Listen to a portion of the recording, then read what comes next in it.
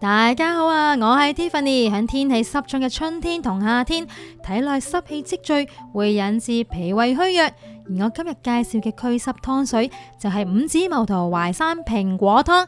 呢個湯唔單止有祛濕嘅功效，仲有健脾補氣、養陰安神嘅養生效果。而家先睇睇材料嘅份量先啦。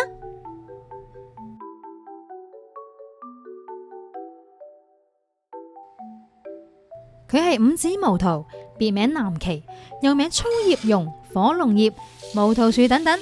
佢係桑科植物粗葉榕嘅根部。五子毛桃屬性為平，有健脾補肺、祛濕行氣嘅功效。佢仲有廣東人參之稱。五子毛桃沖洗乾淨之後就可以直接備用，唔使浸。呢個係太子參。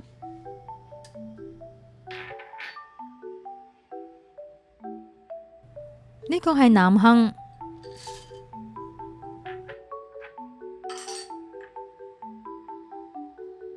呢個係北杏，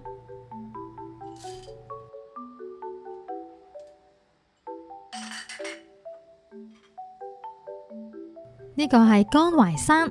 我買嘅淮山呢係生晒冇硫磺嘅，所以呢我就唔需要浸佢，沖洗乾淨就可以備用啦。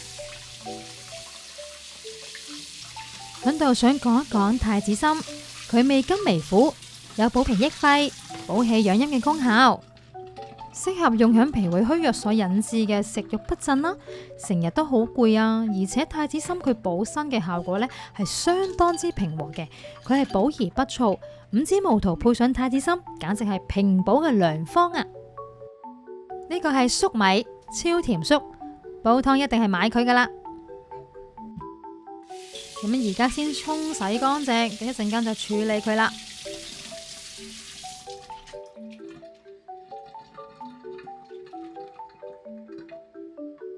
呢個係蘋果，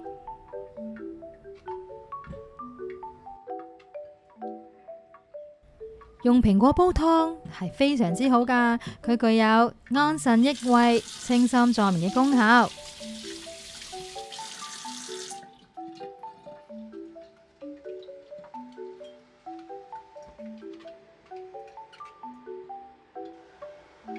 呢個係瘦肉、豬展，我哋而家先用清水去沖洗乾淨，一陣間會飛水。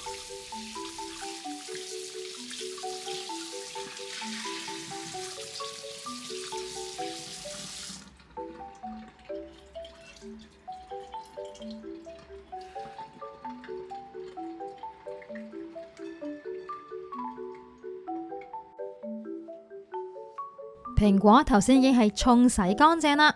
我哋而家將佢切件，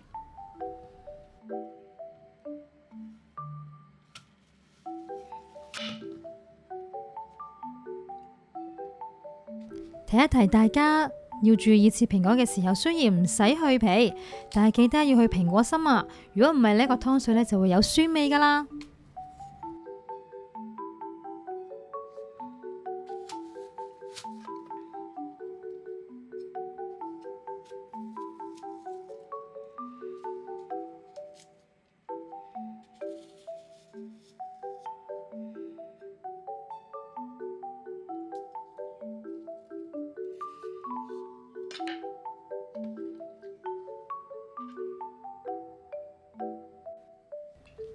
粟米呢就頭先已經洗乾淨啦，咁呢我哋而家呢就用刀呢個角位呢將佢切件。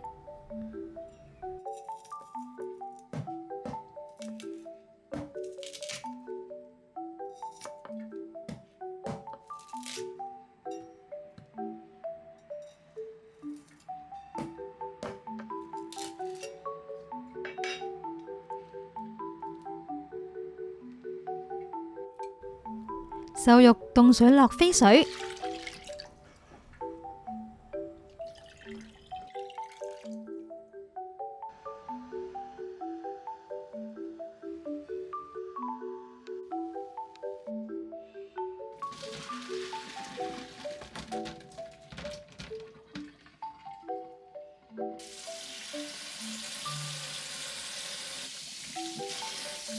瘦肉飛完水之後，就用清水去沖洗乾淨，然後備用。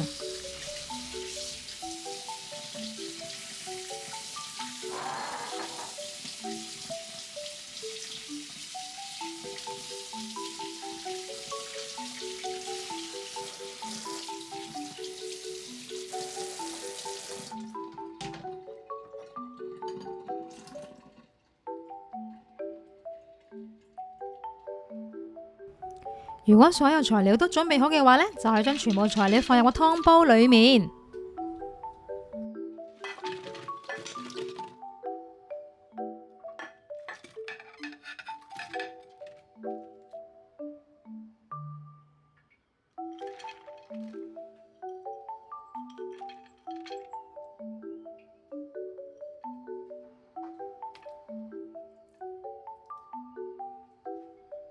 然後就加入清水，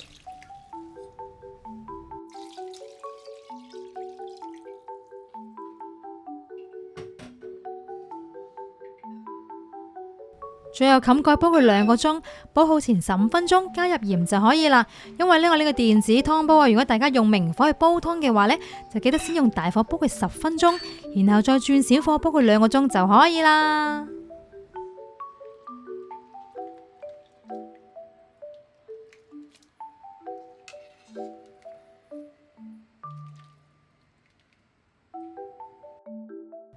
今日同大家分享嘅5指毛桃淮山蘋果湯就已經煲好啦。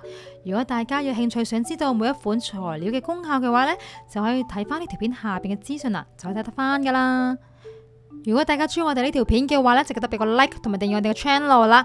下次再同大家再見，拜拜。